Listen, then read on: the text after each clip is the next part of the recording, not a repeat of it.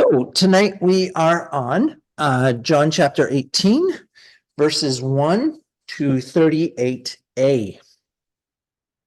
So the first section that we'll look at is the first 11 verses, the betrayal and the arrest of Jesus, starting with the first two verses. When Jesus had spoken these words, he went forth with his disciples over the ravine of the Kidron, where there was a garden in which he entered with his disciples. Now Judas also, who was betraying him, knew the place, for Jesus had often met there with his disciples. So the phrase, after he had said these things, would refer to the farewell discourse and high priestly prayer of Jesus that we've been looking through, mainly through chapter 14 to 17. The last time we saw Jesus move, and we did look at it, was in chapter 14, verse 13, when Jesus and the disciples left the upper room. Now they leave whatever location it is that Jesus had his final prayer, and they cross the Kidron Valley. Literally, that is the brook of Kidron. That would have an intermittent stream that is dry most of the year and then would swell in winter and during rainfalls. The Kidron rises to the Mount of Olives, which has an olive grove on it called Gethsemane,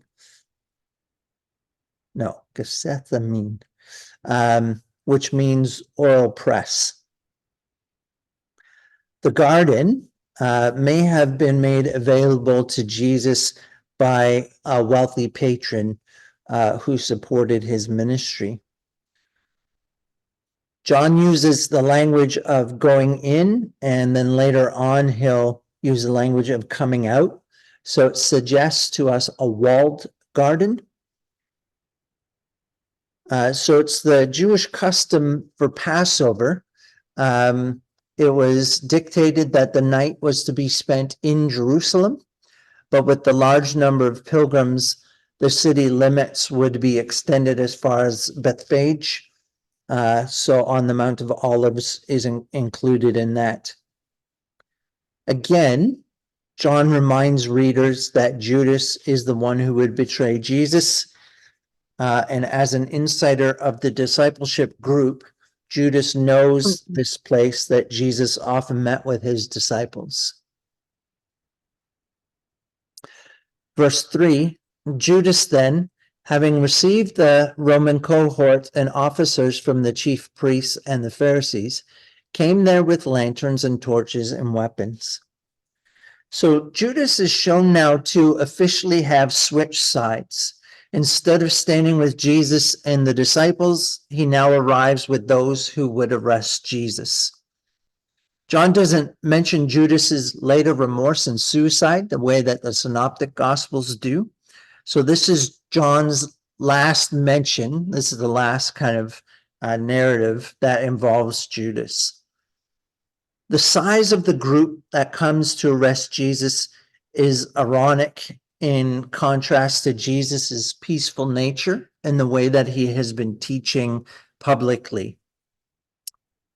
Also, the size of the group would have been very visible to Jesus as it approached, which would have allowed Jesus and his disciples to have run if they wanted to. That they didn't shows Jesus's intention to lay down his own life. The Greek in this section indicates that there is a cohort of Roman soldiers. Technically, that would consist of 1,000 soldiers. Practically, they usually numbered about 600 soldiers. And the Romans did use large numbers of soldiers, even for a single person, because there was often a fear of riot in these situations. So you can compare Acts chapter 23, verse 23, where you have 470 soldiers with Paul. Basically, they're ready for anything. The troops would have been stationed in Caesarea, but they would have gathered in Jerusalem in a fortress that was northwest of the temple during the festival. That would enable them to keep close watch on the large crowds that came in, and they would be ready to put down any kind of mob violence before it really takes hold. Judas also brings with him officials from the chief priests and the Pharisees. These were represented the temple police, and they would act as the primary arresting officers in this situation. The group itself would be led by the captain of the temple guard. That is the person who is charged with watching the temple at night. The chief priests were mainly comprised of Sadducees, and they worked with the Pharisees. So we don't need to get into who everybody was, but the Sadducees, basically, there was about 60 years where Israel had some independence. So that was after the Maccabean revolt. And the Maccabees kind of formed a dynasty of kings, rulers over Israel. And that was called the Hasmonean dynasty. And the Sadducees are kind of the inheritors of that dynasty. They didn't continue to rule, but they continued to have political power and authority. So they're the main group who make up the Sanhedrin, which is kind of the rulership for Judea. And whereas the Pharisees were more of a grassroots kind of group, and they had some very distinct theological positions. So some saw the Sadducees as siding way too closely with Rome's power in order to profit for themselves, but they had no qualms with that.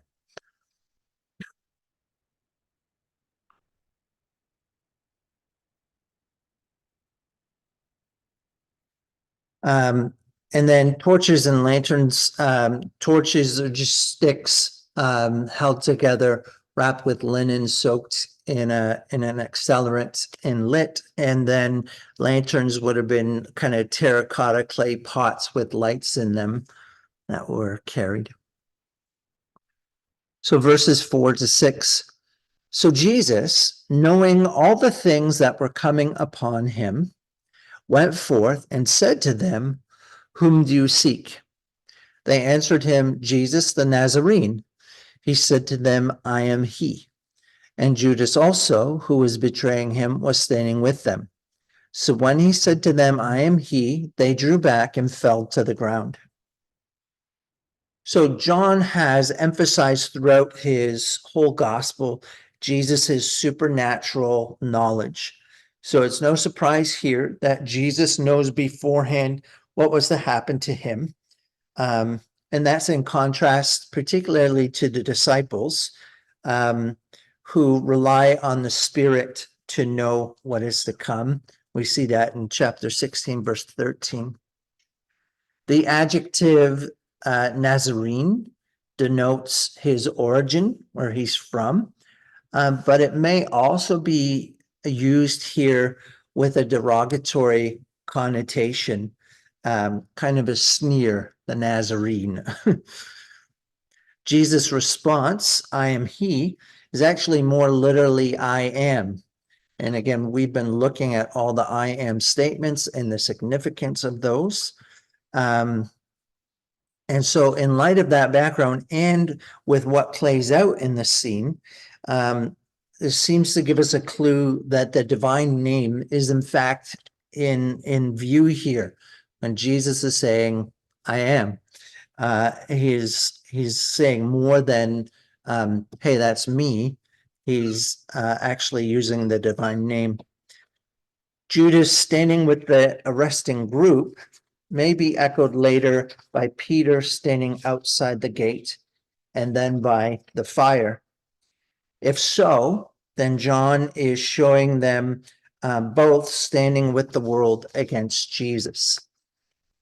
So it may be more than just a physical, historical detail being recalled, but actually showing where they are in relationship. John says they drew back and fell to the ground. Falling to the ground is a typical reaction to the divine presence. And so that declaration, I am, may result in that kind of knocking them down in a fall prostrate before that presence. But it also serves to highlight the powerlessness of the enemies of Jesus who have come to arrest and to bind him when faced with the power of God. So again, nobody takes my life from me. I lay it down of my own choice. The Second Temple writings have a similar story of this kind of falling down with the attempted arrest of Simeon, one of the Maccabees. Verses 7-9. Therefore, he again asked them, whom do you seek? And they said, Jesus the Nazarene. Jesus answered, I told you that I am he. So if you seek me, let these go their way, to fulfill the word which he spoke. Of those whom you have given me, I lost not one. So verses 7-8 repeat the interactions of verses 4-5. Again, it's Jesus who takes the initiative of saying, who are you looking for? This is in part to secure his followers. By having the soldiers repeat his name, Jesus is drawing attention away from the disciples and onto himself alone. Of those you have given me, not one has perished, summarizes what was said in chapter 17, verse 12, which in turn links back to chapter 6:39 and chapter 10:28. Nobody takes them from my hand. Jesus is portrayed as the good shepherd in this scene. Not one was to be lost. The shepherd lays down his life for the sheep. He puts himself between the sheep and the wolves. So here again, we have Jesus as the good shepherd choosing death in order to save the lives of his sheep/disciples. Verses 10 and 11. Simon Peter then, having a sword, drew it and struck the high priest's slave and cut off his right ear, and the slave's name was Malchus. So Jesus said to Peter, put the sword into the sheath. The cup which the Father has given me, shall I not drink it? All four of the Gospels mention the attack on the servant. But only John gives the names of the main characters in the incident, Simon Peter and Malchus. Now, that may be in part due to when things are written. So the majority assumption is that John is written quite a bit later than the synoptic Gospels. So there may be enough distance that naming who did the chopping was less threatening for the existing disciples of the early church. The word for sword can refer to either a long knife or a short sword. As Peter's action went unnoticed, it suggests that it was a short sword that would be concealed under the garments. And it may have been illegal for him to be carrying a weapon during Passover like that. Peter strikes the right ear, and John uses a term that is diminutive, meaning earlobe. So it may not necessarily mean the entire ear comes off, but a section of the ear. Peter strikes the right ear. So choosing the right ear, which would have been understood as having more value, may have been a mark of defiance, because it certainly was not likely to lead to liberation. I'm going a little off script here. Peter can't think that his action is going to stop what's about to happen. So this may be his attempt to fulfill his own words that I would lay down my life, I would die with you, kind of thing. But Jesus has him put up the sword. Usually, injury to a slave would not have led to interest, but Jesus shows concerns for this man who is possibly Arab, based on the name, and he's a slave. So in other accounts, Jesus does heal the ear. Cup is the climax of the arrest narrative, and is a metaphor here for death. In the Old Testament, the cup would refer to God's cup of wrath, that evildoers will have to drink. So the imagery may be that Jesus is using of this guiltless one, taking on God's judgment onto himself as substitutionary suffering. He drinks the cup so we don't have to. And if you think of Romans 8, there's now no condemnation for those who are in Christ Jesus. That's because he drank the cup. So that's the first section. The second section is verses 12 to 27, where Jesus is questioned by the high priest and he's denied by Peter. So verses 12 to 14.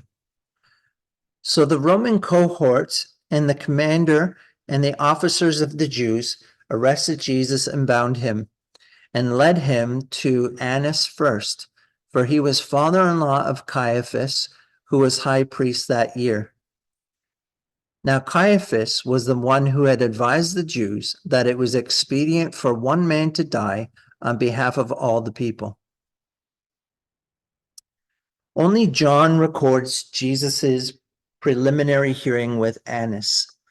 It seems that Annas had a continuing power and stature, that it was appropriate for Jesus to see him first, although the absence of witnesses suggests that this was an informal hearing, not a formal hearing of the Sanhedrin. John in this section oscillates between Jesus's hearing with Annas and Peter's denials, a technique he'll use again in Jesus's trial with Pilate. Now, those who have come to arrest Jesus move to bind him, and they bring him to Annas before the hearing with Caiaphas. We know historically that Annas held the office of high priest from 6 AD to 15. He was appointed by Quirinius, who is mentioned in Luke's gospel, and he was removed by Pilate's predecessor, Valerius Gratus.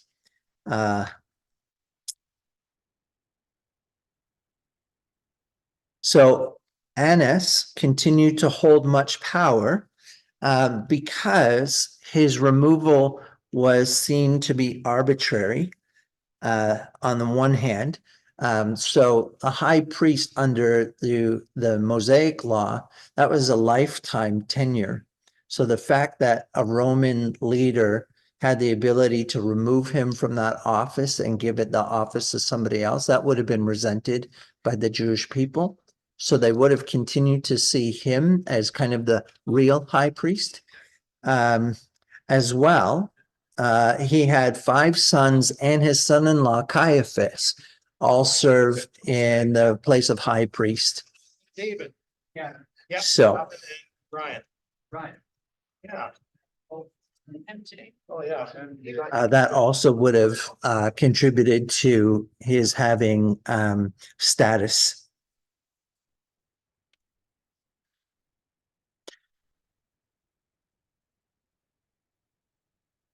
So Caiaphas, who was the actual high priest that year, was the one who counseled the Jewish leaders in chapter 11, verses 49 to 52, that it would be better for one man to die on behalf of the people. And John notes that because he was the high priest, he was giving a prophecy by the Spirit, even though he didn't know that's what he was doing. Under the Romans, the high priests were the dominant political leaders of the Jewish nation. And again, that's what I was talking about with the Sadducees. By mentioning Caiaphas, John may be reminding the readers about the Sanhedrin's opinion of Jesus rather than rehearsing the full details of Jesus's trial. So we never actually see Jesus in front of Caiaphas. John seems to think that everybody who is hearing his gospel already knows those details. Verses 15 to 18. Simon Peter was following Jesus, and so was another disciple. Now that disciple was known to the high priest and entered with Jesus into the court of the high priest. But Peter was standing at the door outside. So the other disciple, who was known to the high priest, went out and spoke to the doorkeeper and brought Peter in.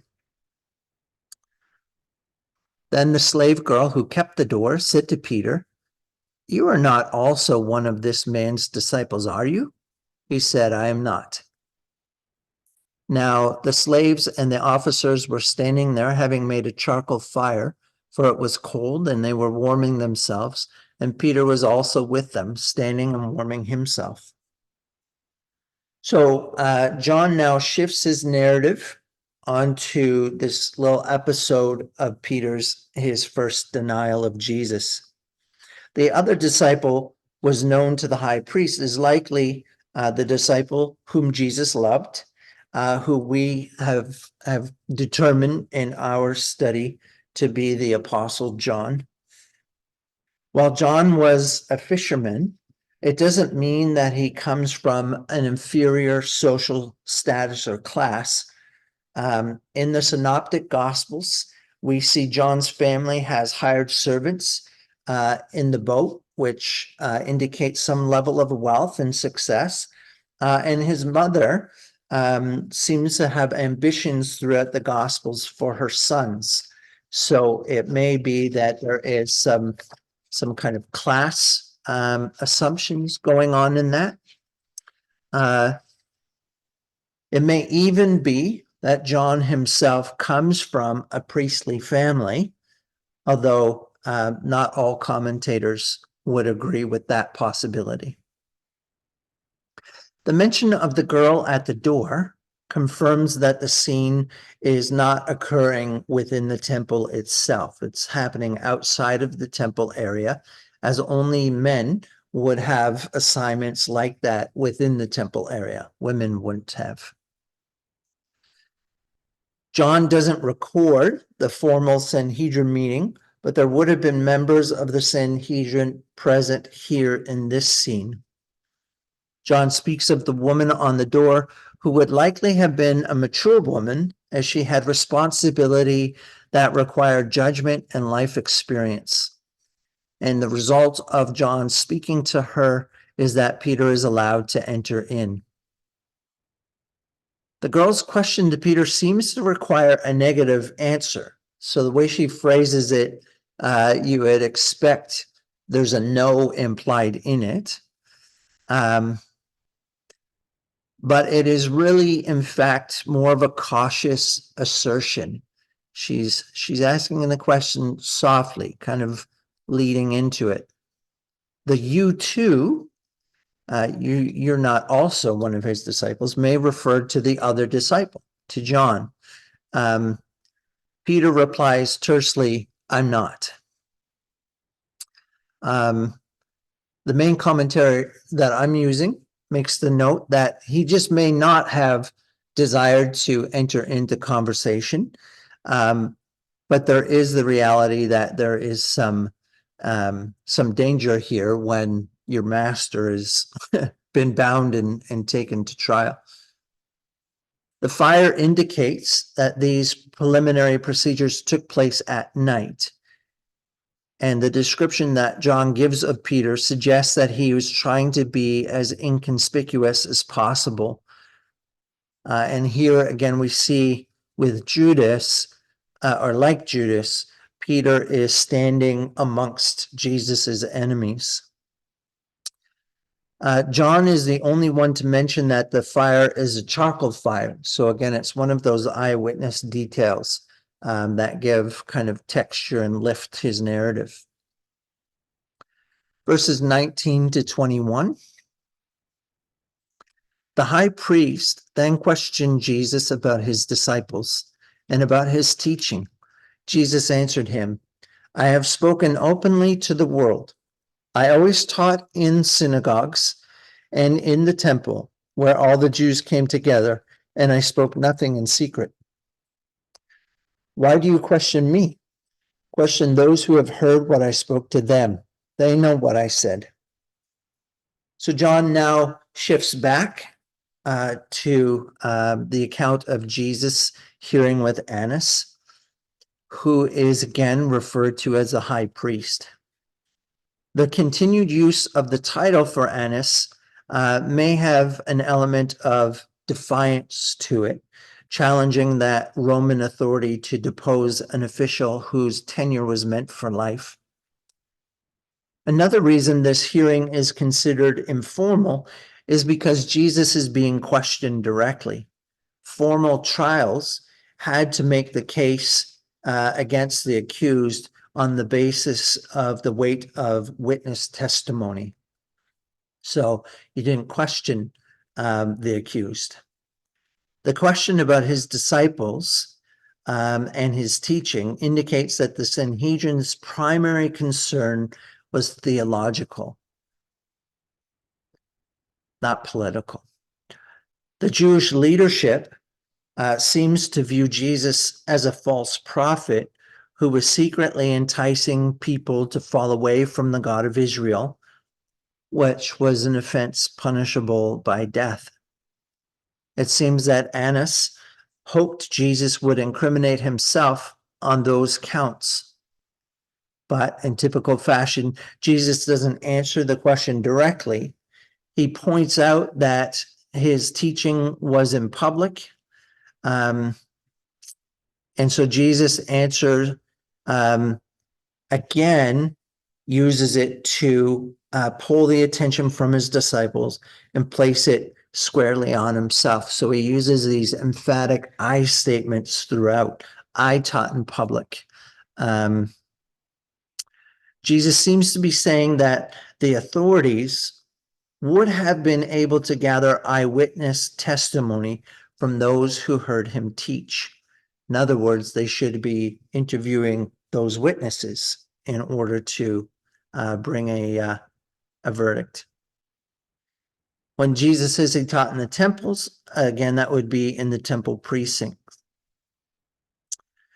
Jesus echoes Yahweh himself from the book of Isaiah, such as chapter 45, verse 19, or chapter 48, verse 16, when Jesus says, I spoke nothing in secret, meaning that while he instructed in private, certainly, he taught the same thing privately as he did publicly. So he didn't have two agendas. Jesus is denying plotting a sinister conspiracy, which they seem to think he has been doing. Jesus may also be contrasting his public teaching with the secretive way that he was arrested through a betrayal of one of his disciples who had a secret meeting to set that up, and then coming at night to arrest him instead of publicly in the daylight when he was with the people. As questioning a prisoner was considered improper, his question of why ask me, ask those who heard me, is understandable. This is especially so, as if you recall in chapter 5, verse 31, they've already established that a person's testimony about themselves is invalid according to the Mosaic law. They need witnesses to testify. So the practice was to question witnesses for the defendant first, which would give a chance to launch a defense. But if the witness testimony agreed, then the fate of the accused was sealed. So we see in some of the other gospels, they couldn't get people to agree. There was a bunch of contradictory statements, and they finally got frustrated and started to ask Jesus, you hear everything they're saying, what do you say? To try and get some coherence to it all.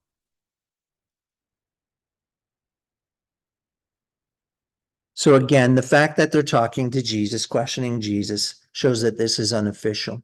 When Jesus says to ask those who heard me, he isn't being uncooperative or cheeky, but he's actually urging for a proper trial.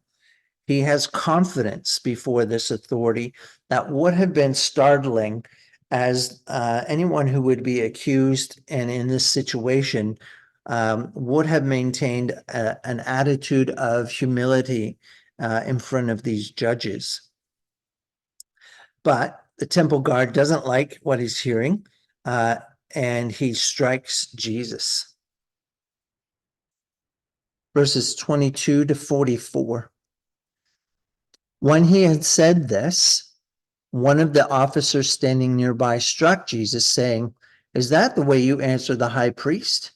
Jesus answered him, "If I have spoken wrongly, testify of the wrong. But if rightly, why do you strike me?"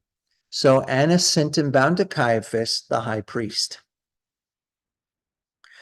The strike to Jesus's face was also an illegal action. He's accused, he's not convicted. And it's an insult. Striking somebody like that is an insult. And of course, that's not the only insult that Jesus has to suffer throughout this ordeal. The strike was a slap with the flat of the hand, and again was against Jewish law. The question about Jesus's answer was a reminder that a proper attitude toward authority was legislated in Exodus 22, verse 28. So based on that, Jesus replies and he says essentially, look, if I said something that dishonored the high priest, then he's referring to that Exodus passage, then he would have been violating it. So, but he wasn't, again, being rude. He was asking for a real trial, not just this. And maybe that felt like a slight because Annas isn't actually the high priest and doesn't like his authority being questioned. Annas's response is to send Jesus still bound to Caiaphas, who was the high priest that year. So he moves to a more formal trial. Before Jesus can be brought to Pilate, charges have to be confirmed by the official high priest. And that's Caiaphas, the president of the Sanhedrin.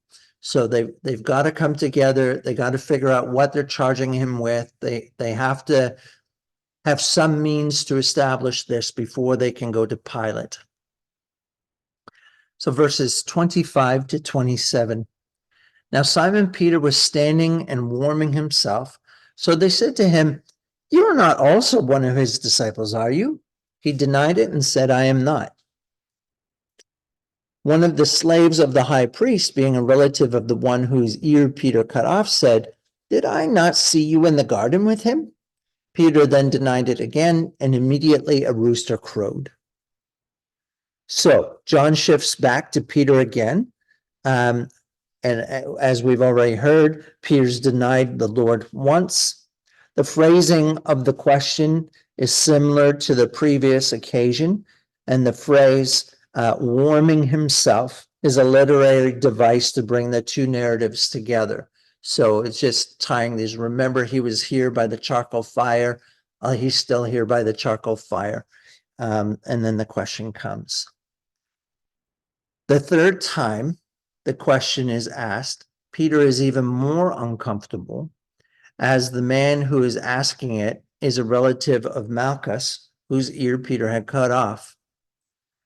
This third question is not put in the negative this time, like the first two, but anticipates a positive answer. So this is a more affirmative, definitive, not to the level of accusation, but it's a definitive statement. Being a disciple of Jesus is not illegal, but if Jesus is found guilty and put to death, such an open confession could be troublesome. As well, maybe even more concerning for Peter at this moment, is that he has drawn a weapon, which may have been illegal, and he has assaulted the high priest's servant with it. So Peter's denial here may be about self-preservation, trying not to incriminate himself, which could lead to his own legal troubles. Of course, the scene fulfills, we didn't look at it, but in chapter 13, verse 38, Jesus's prediction that Peter would deny Jesus 3 times before the rooster crows. And so after the third time he denies Jesus, the rooster begins to crow. Where Mark has Peter remember Jesus's prediction and breaks down weeping, John moves on to Jesus's encounter with Pilate. So again, just as we don't see the remorse with Judas, we don't see remorse with Peter in this. That takes us to the last section, verses 28 to 38a, where Jesus is interrogated by Pilate, starting verse 28. Then they led Jesus from Caiaphas into the praetorium, and it was early, and they themselves did not enter into the praetorium so that they would not be defiled, but might eat the Passover. Jesus is led to the praetorium, which is the headquarters of the Roman governor. The governor had a palace in Caesarea, but it, again, like the soldiers, it was the practice that he would go up to Jerusalem for the feast days, again, in order to be on hand to deal with any disturbances that might arise. Early morning is ambiguous, as the last 2 watches of the night were called cockcrow and early morning by the Romans. If John's using that term in the same way that the Romans would use it, then Jesus was brought to Pilate before 6 in the morning, which would be in line with the practice of Roman officials to start the day very early and then be done the workday by late morning. Although the Jews rarely tried capital cases at night, early morning may refer to after sunrise, when the Sanhedrin met in formal session and pronounced a verdict on Jesus. Then they would have taken him to Pilate. To explain Pilate's comings and goings, John gives the detail that the Jews wouldn't enter into the palace because they were avoiding a ceremonial uncleanness that would have prevented them from eating the Passover. So John is using irony here, as they are being very scrupulous to avoid this uncleanness, but they have no qualms about condemning an innocent man to death. Again, because they haven't actually established a charge with which to charge him and bring him before Pilate. Also ironic in their not entering in is that they are quite willing to use a Gentile to achieve their ends, but then won't enter into that Gentile's house. Contact with a Gentile's home was considered to bring uncleanness because they would have unclean foods in the house. and they themselves would be unclean. And so to come into contact with that would prevent them from participating in the Passover. The reference may not be to the Passover proper, but to the Feast of Unleavened Bread, which lasted for 7 days and started off with a feast. So you can compare that to Luke chapter 22, verse 1. So to eat the Passover then would mean to celebrate the feast on the first day. Verse 29. Therefore Pilate went out to them and said, "What accusation do you bring against this man?" Pilate was appointed as governor of Judea in AD 26 by Emperor Tiberius, and he held his position for about 10 years. At this point, Pilate would have been governor for about 7 years in Judea.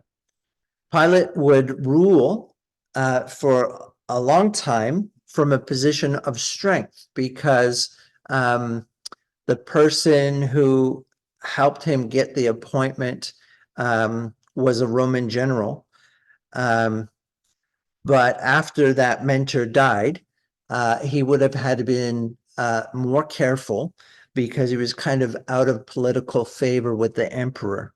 So he had to kind of keep his head down and really make sure that he keeps the peace in his territory because he's already on thin ice.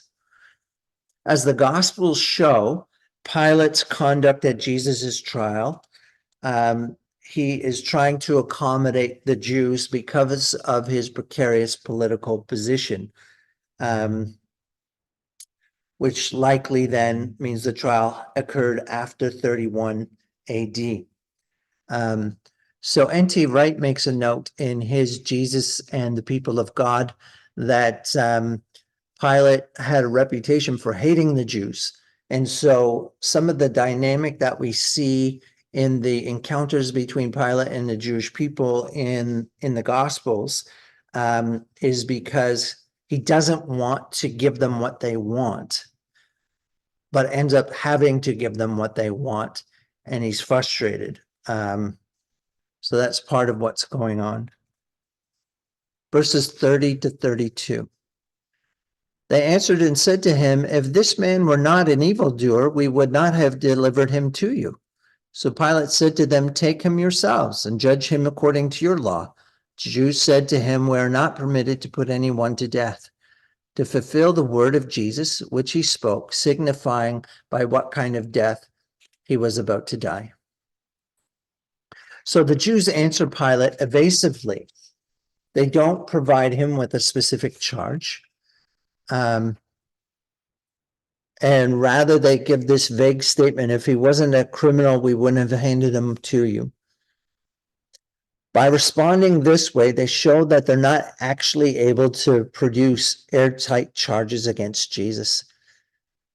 And they also are answering this way because they also resent the fact that they have this interference in their affairs by the Romans.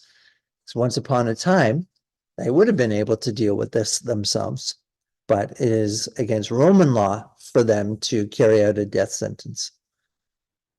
By using the term criminal for Jesus, they are trying to impress on Pilate, that's a political term, so they're trying to impress on Pilate the danger that Jesus presents to the public order without a concrete charge. So Jesus is ultimately put to death as an insurrectionist, somebody who is trying to overthrow Rome. And so that is along the lines that they're trying to lay out. It's also the reason why Pilate will later ask, "So are you a king?" Pilate shows that he's aware of the weakness of the Jews' case against Jesus when he says, "You take him and judge him according to your own law." Like, this is your problem. Despite the times when Jewish leadership have executed people through kind of mob violence, the Sanhedrin didn't have the power to execute capital punishment. That was a power that was jealously guarded by the Roman governing ruler. So the one to have power over life and death, that needs to be Caesar. Pilate may also have referred it back to the Jewish leaders because that was his practice for minor matters, which he assumed this was. He didn't actually have assistants who had high rank to help him carry out the administrative and judicial duties of his role.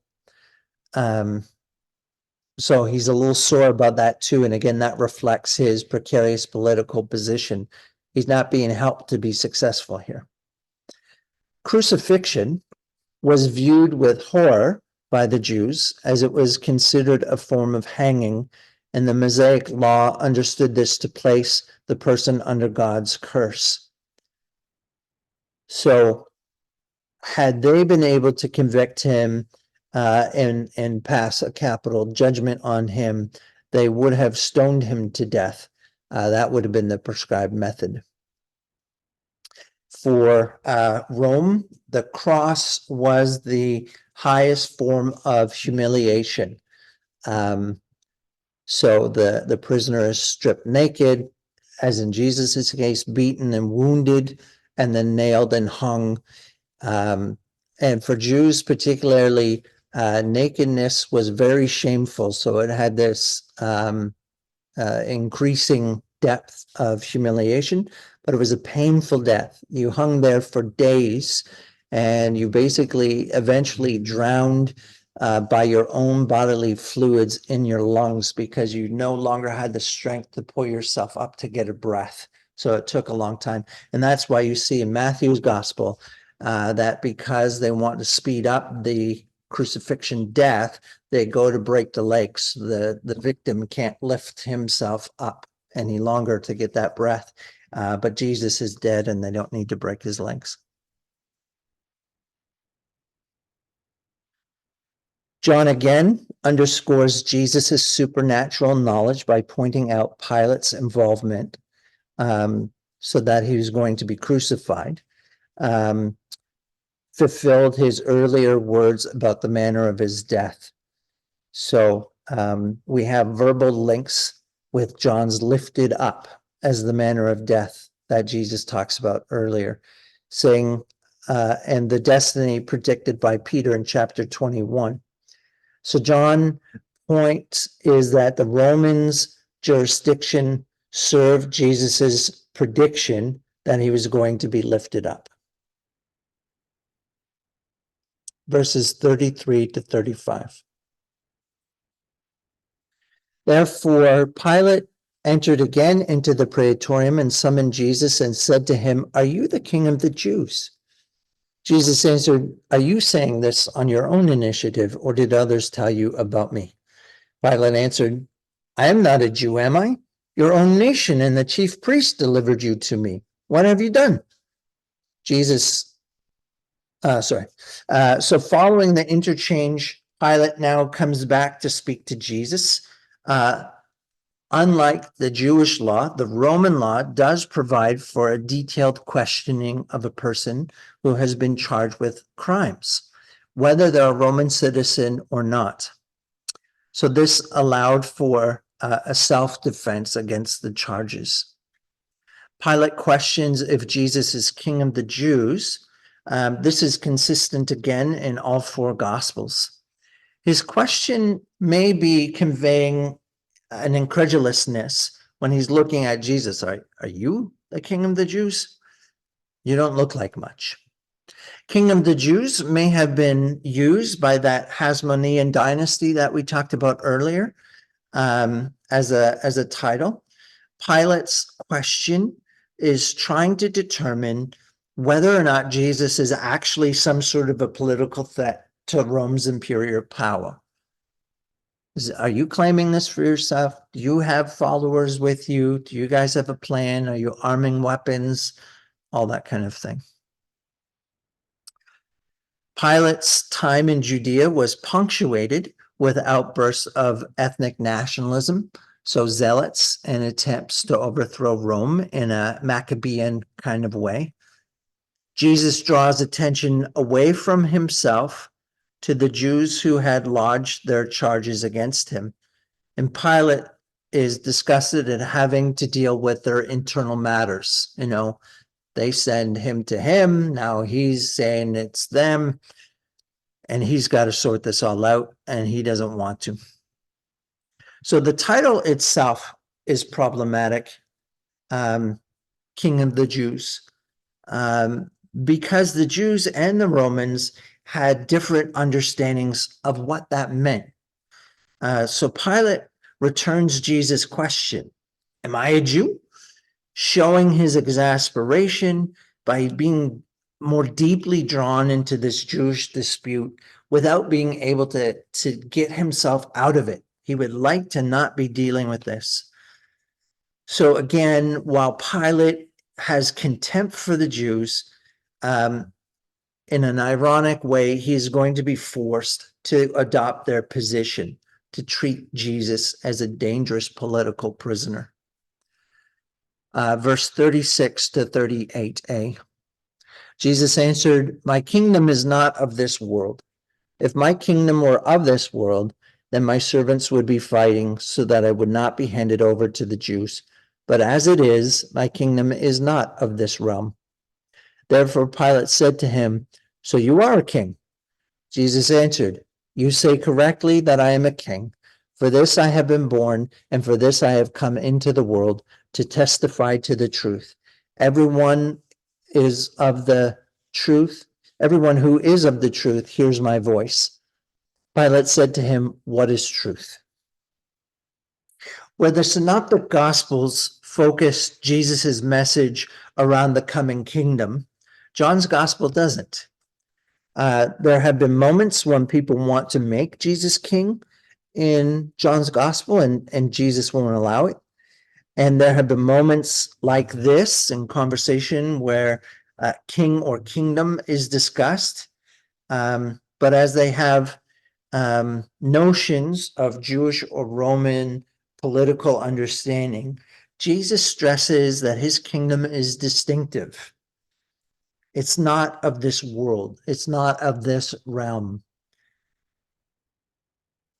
Jesus is not the king of just another earthly political realm. He's not trying to create another little Rome. His kingdom is qualitatively different. That Jesus' kingdom is qualitatively different from these earthly manifestations of kingdom is marked out, says Jesus, by the fact that his servants did not fight to prevent his arrest. He does gloss over Peter's little move, but that could hardly be understood as a real attempt to prevent Jesus's arrest. So Jesus doesn't deny being a king. That is true. He is simply not king over this earthly realm. He is king of the new heaven and the new earth, and he is Lord now, but this is to be reborn and renewed. Jesus was in fact born to be king, to rule, and he does bear witness to that truth. To deny it would be to not witness to the truth. But Pilate is uncomfortable by Jesus saying that everyone who is on the side of truth listens to him. Somehow Jesus has changed the scene. Suddenly it isn't Jesus on trial, but it's Pilate who is confronted with the light of the world, and it's Pilate who has to now choose darkness or light. Will he be on the side of truth? So while Pilate can release his concern that Jesus' kingship is a challenge to Rome, he is asked to consider the truth that Jesus reveals. Pilate quickly dismisses Jesus' truth and places himself in the opposing camp, using the flippant words, "What is truth?" Pilate may not be trying to be philosophical here. He may just be expressing disillusionment and bitterness from his own political point of view, as he's had so many clashes with the Jewish population of Judea, and he continues to be on thin ice with the Roman emperor. He may not be able to imagine the kind of kingdom that Jesus could be king of. Woo! 2 minutes to spare. Not bad. Any questions or comments before we move on to Noun?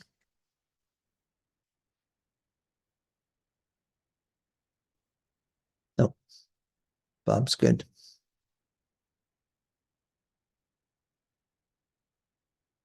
Okay.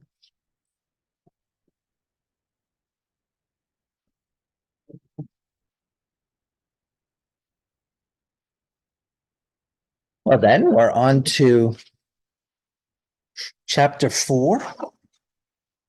Blessed or blessed.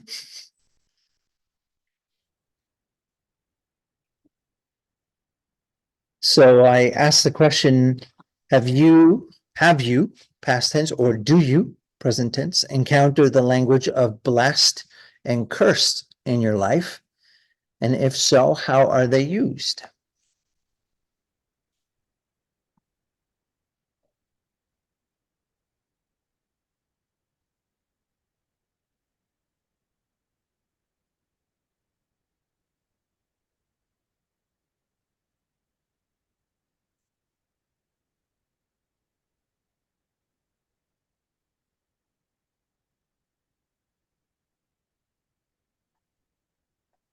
Well, I'll break the ice. The language of blessed, I didn't know what that language was until I got into the family, the church family. And then that language became, much more common, a common understanding than of being blessed. Okay. So that was language that was used around you in the church context. Yeah. And I mean, before I was a Christian, I don't think I've ever heard of anything, unless it would be a curse, sort of. It'd be more of a curse than there was any kind of a blessing. Mm-hmm. Okay. So how that language of blessed, Bob, how were they using it? What did they mean by it? I think it was very like it was an encouragement, Okay. like kind of like a passing, and always in a positive a sense. Okay, good.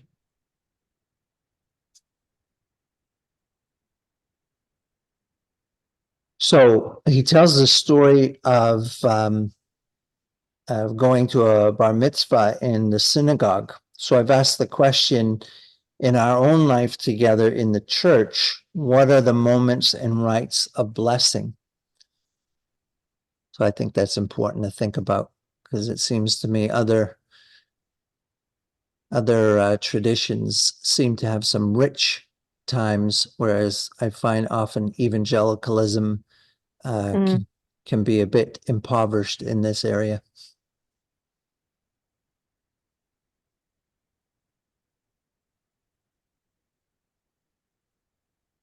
Well, I think the go ahead. best. Go ahead, Dennis.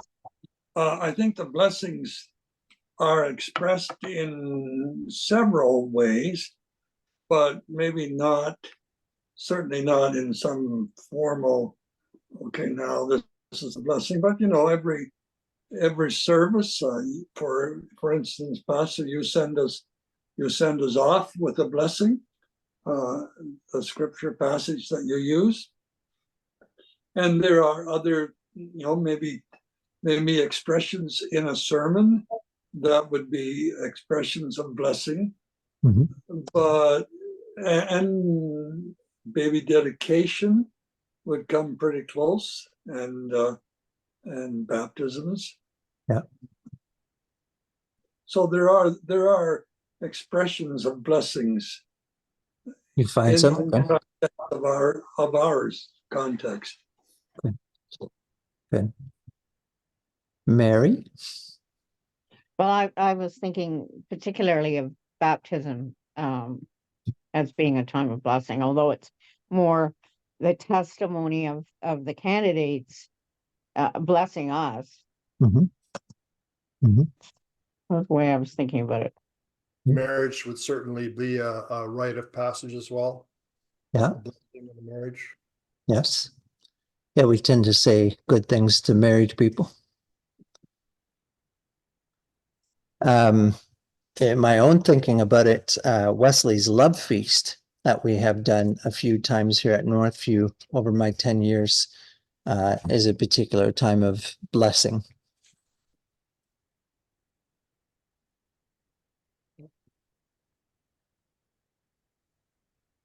Here's the big one. Why do we need blessing?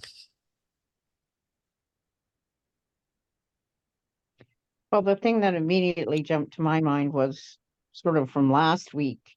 There's all those other voices that are telling us that, we're worthless and, whatever. And Yeah. so this is another countermeasure Okay. against that. Yeah. Okay. Others?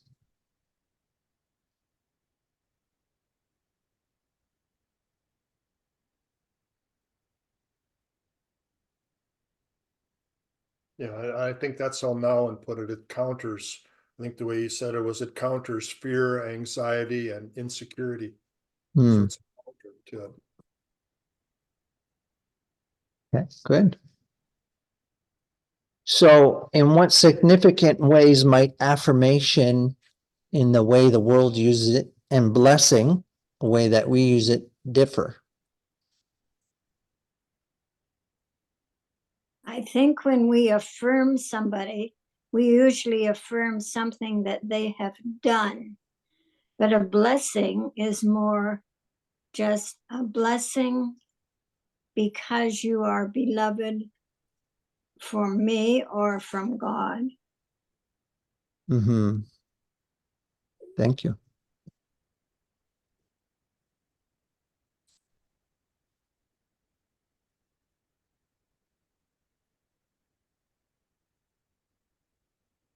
So Nolan tells another story about one of the residents that he lives with wanted a blessing, and he says, "Oh, sure," and he makes the sign of the cross on her forehead, but this is insufficient. So, and she demands a real blessing. So, why was the sign of the cross upon the forehead insufficient to be a real blessing?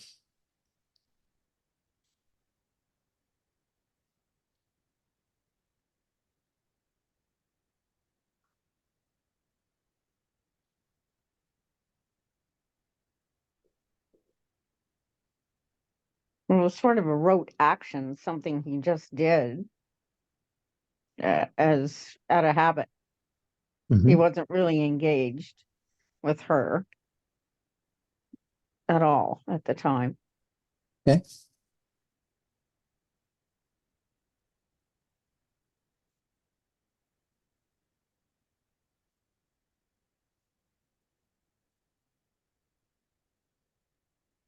I think blessings, there's something intrinsic in blessing. It is a spoken word. Yeah. So the word became flesh, and the word is spoken from the flesh. Okay. I think that you need to speak it. Okay. Okay. Mm. So the sign of the cross in that instant was just not blessing enough.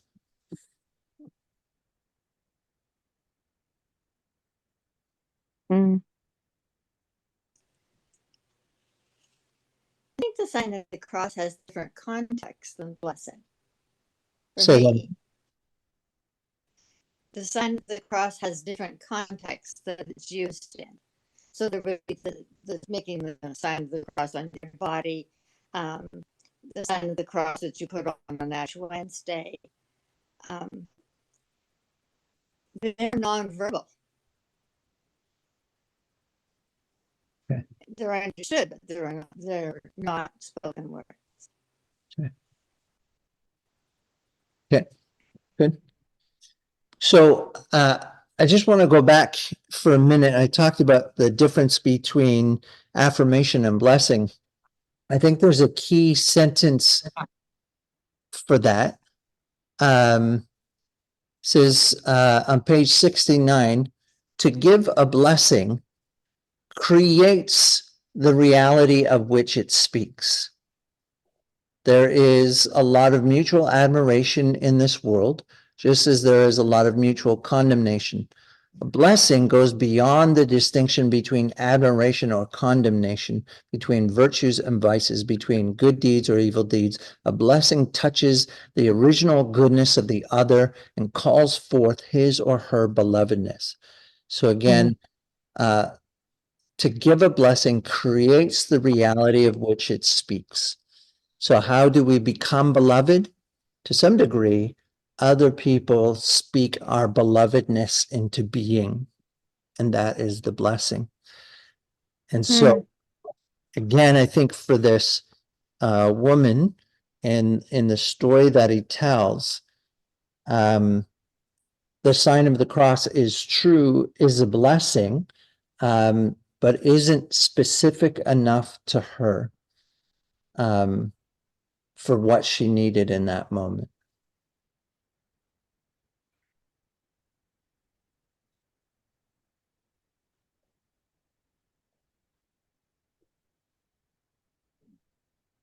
My sixth question is, again, we have this scene that plays out in his story where he describes that she is asked for a special blessing and she comes, falls into his arms, lays her head against his chest. He enfolds her, which I think is a beautiful picture as well. And while nonverbal, I see that very much as part of the blessing in my mind's eye.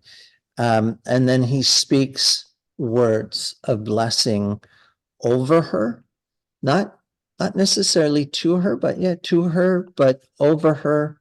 And then the floodgates just open. And so I asked the question, what might happen if our community took time to bless each other in ways that Nowen describes about the prayer meeting that happened in his community? This is sanctified imagination time.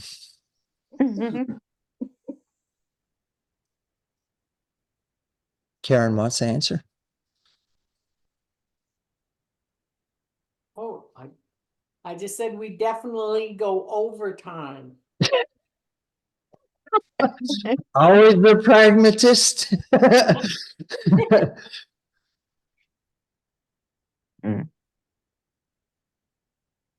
Well, like Well, you if we're mentioned, talking about community building, that would certainly go a long way.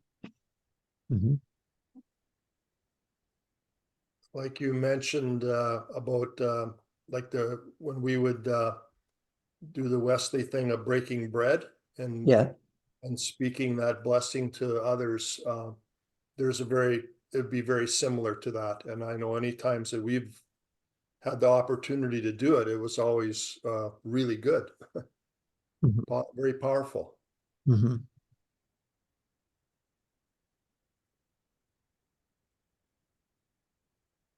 I'm wondering, can we program something like this?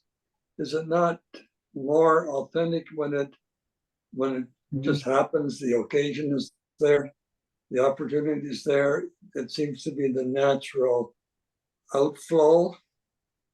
I'm not sure if if we called for, we're going to have an evening of blessing.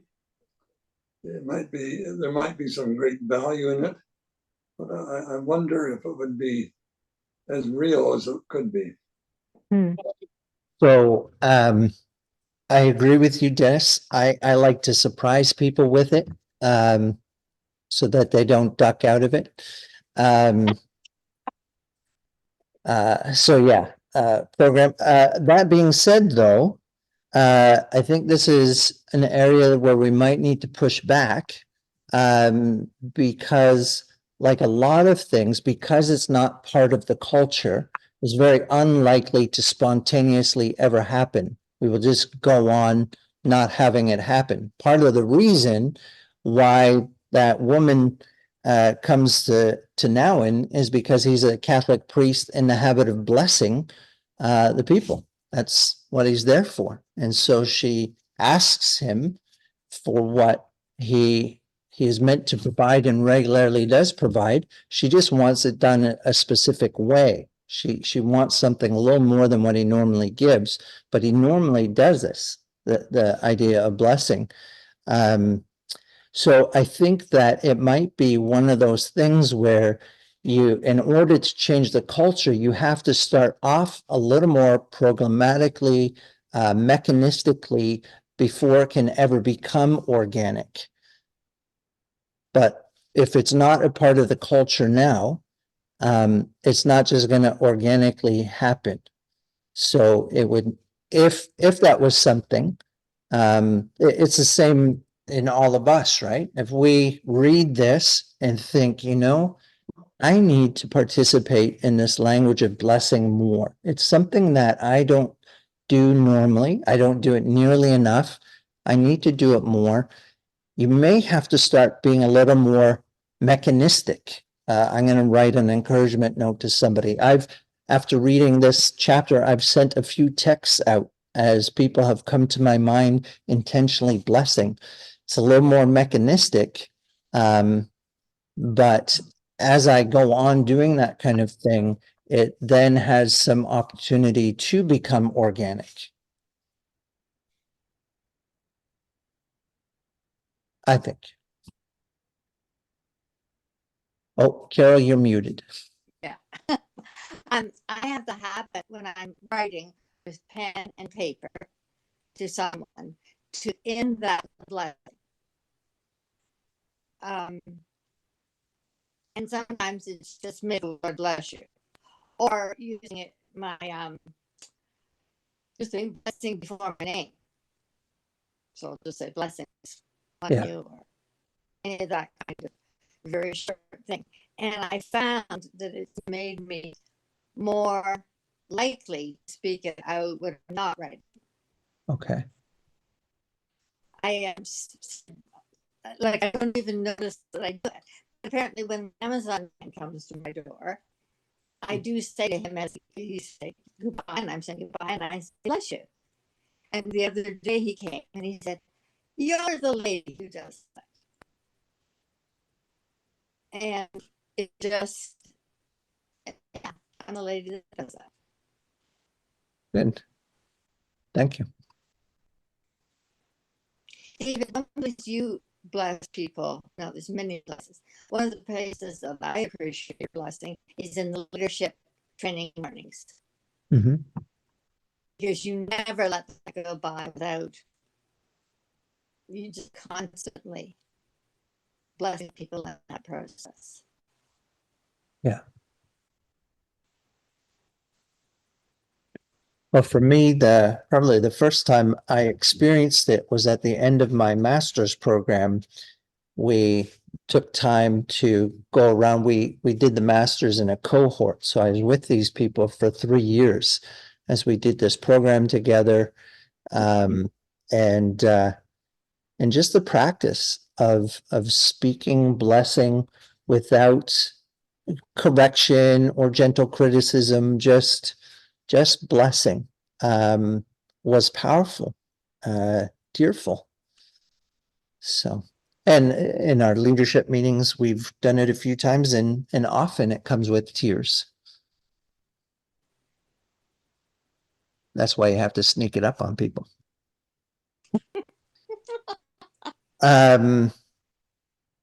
So how is blessing a true sign of the beloved, and how does it sustain us through the trials of our lives?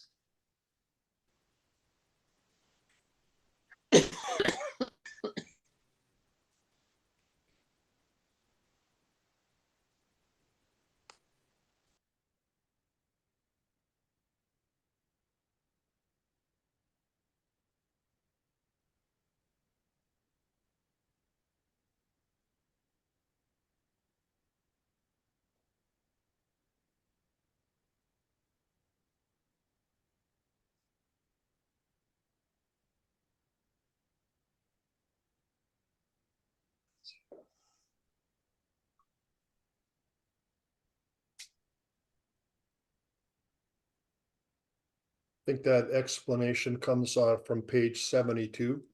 Okay. And, to try to paraphrase his words, I don't think you do justice. I mean, he says it really, really well. That sort of guides us through every step of our life, every day.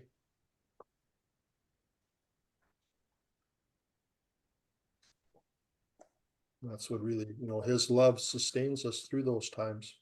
Mhm.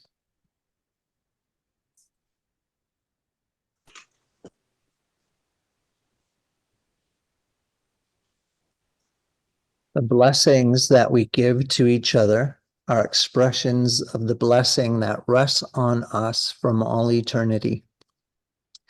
It is the deepest affirmation of our true self. It is not enough to be chosen.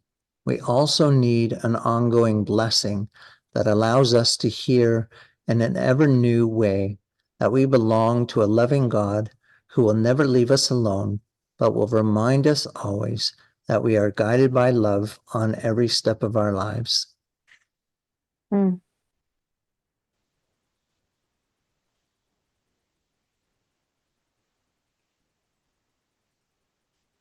I have always loved that old hymn.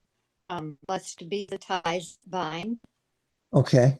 So blessed be the ties that bind our hearts in Christian love. So the blessing is on the ties of the binding. Yeah. And then the fellowship of kindred minds, so the like-mindedness of these Christians bound by love, is like to that of love. You can achieve a heavenly experience when you set yourself up to be bound together in your blessing. I'm finding your mic is very crackly and I don't have my hearing aids in, so I'm not catching everything you're saying, but I'm hearing you talk about a couple hymns, I think. Yes, I'm not sure that this is going to help. You're very crackly on my iPad too. Okay. Yeah, but I was talking about blessed be the tie that binds. Yeah. That hymn, which Yeah. talks about not just a blessing be, but being blessed in the community. Yeah. Yeah. So that in that community you can experience the blessing of being community. That in itself blesses you. Yeah. Yeah. That was better.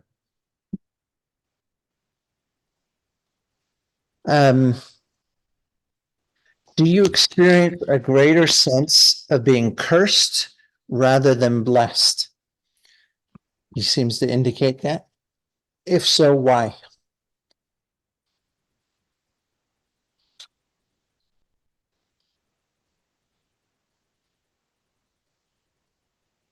I don't like the word cursed as opposed to beloved, blessed. I might not feel blessed every day, but I don't feel cursed every day. Okay. Okay, good.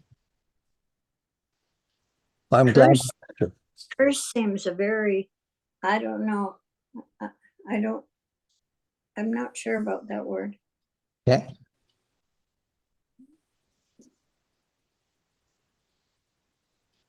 Oh,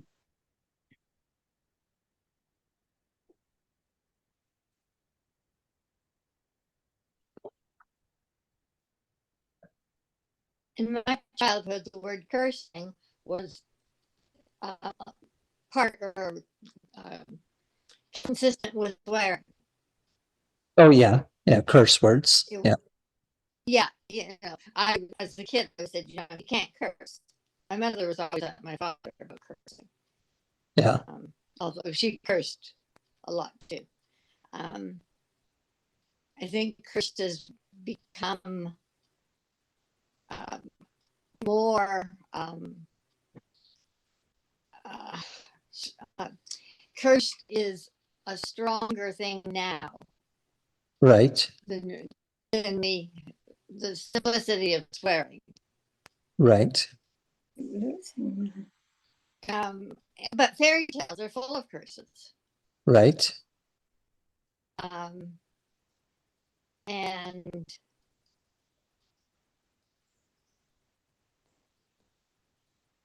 Well, now one seems to have a bit of a definition or description baked in here. Many people feel like victims of a world we cannot change. Yep. Daily newspapers don't help with that feeling. The sense of being cursed often comes more easily than the sense of being blessed, and we can find enough arguments to feed it. We can say, look at what's happening in the world. Look at the starving people. Look at the refugees. Look at the prisoners. Look at the sick and the dying. Look at the poverty, the injustice, the war. Look at the torture, the killings, the destruction of nature and culture. Look at our daily struggles with relationships, with work, with health. So I think, cursed is not, the culture has kind of picked up blessing. So blessing seems to be anything that's good. And yeah, I agree, Wilda. I don't think we, as a culture, gravitate towards the word cursed. But what I find him describing, I see all the time. People alarmed Mhm. by the state of the world, and while they wouldn't use the language of "we are cursed," if that's what he means, then that seems to be a lived experience that I see people around me having. That was page 74, by the way. And Nolan says there's no middle ground, so whatever word you want to use, it doesn't, you're either being blessed or you're being whatever word you want to use. Right. Yeah. Mm. But I think it's easy to forget about how blessed you are if you don't practice gratitude Okay. and seriously look at all the good things you have. Okay. Because if you look at the world, there's always going to be somebody, better than you, smarter than you, richer than you, like it goes on and on and on. But that's not what we're about. We're about, living with what the good Lord has given us and being content where we are. Right. yeah, and being in relationship, I mean, you can't downplay that. You can't ignore that. When you're in a relationship with Christ, that's what carries us through. When you're in a quiet time and he speaks, and when he redeems you from all these chaos that's going around in the world, that's Yeah. like rocket fuel for me. Yeah. Yeah. And so when I hear that, it's like it grounds me. Yeah. And but if you turn on the news, it's all there again. It just keeps going in a cycle. Yeah. So our grounding, for me, my grounding always has to come back to the Lord and know that he is all powerful. He knows what's going on. Everything's under his control. Right. Mm. So again, we're back to that idea. I think it was mentioned tonight, even that the negative can have more weight often than the positive. What do you mean by weight? So the same way that we have said in the past that we can believe the negative voices about ourselves rather than the positive voices about ourselves. He's saying here that a lot of people feel more cursed than they do blessed. And I wonder if it's the same sort of thing that the weight of the negative things can often outweigh the weight of the positive things. Yeah, it's like that expression, you have to hear 20 positive things to wipe out one negative thing. Right. So. Yeah. And, getting a parking space by the mall entrance may pale in comparison to the war in Ukraine. And I think too, what really brings it together is when we're in a relationship with a church body. when we're in the fellowship, that speaks such a blessing. Yeah. And We're focused on cursing right now, though. I don't get cursed as much when I go to church. I feel like I get more of a blessing. So, You don't curse as much? That's good. so I don't think we're using it right. So, of course, we come to this point, my good Christians who want to resist this idea of cursedness. Why is your blessedness the truth while your cursedness is a lie?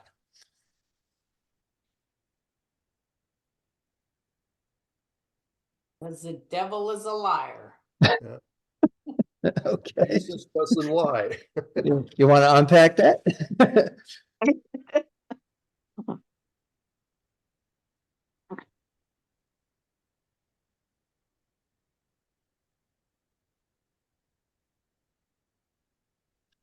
So it is a serious question. A little more than the devil is a liar. So if I'm God's creation, beloved by him, created uniquely to be me, and I'm loved by him, then those other voices in my head that say I'm not any of those things, and I'm worthless and I'm unworthy and whatever, they have to be lies. That's right. That is That's correct. what I really realized today, that I've been believing lies for a long time. Right. Yeah. Yeah. For sure. You got it. The curses, noisy, boisterous, loud-mouthed as they may be, do not tell the truth. They are lies, lies easy to believe, but lies nevertheless.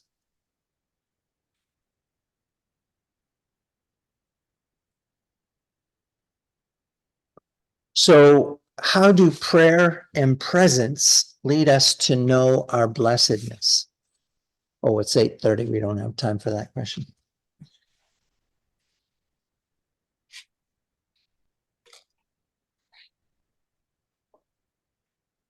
Well, at the very least, he's given us some homework to practice prayer and presence in order to know our blessedness, our belovedness.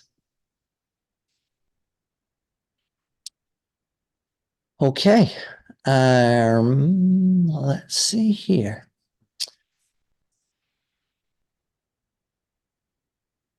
Dennis, why don't you pray for us as we go? Okay. Father God, in your presence, there is fullness of joy. And how good it is to hear your words speak truth to us. You are my beloved son.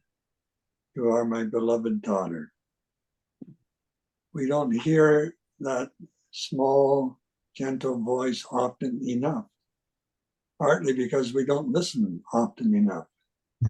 And we're not present to the realities of your voice speaking to us. And so we would pray that you would help us to put into practice what we are learning here, so that we can experience and hear the truth and know the truth and live in victory through that truth. Go with us throughout this week now and bring us together on the Sabbath to worship you, to give you praise in Jesus' name. Amen. All right, well, good night, everyone. Thank you. Good night, everyone. Thank you, Dave. Love you. Love ya. Bye. Bye.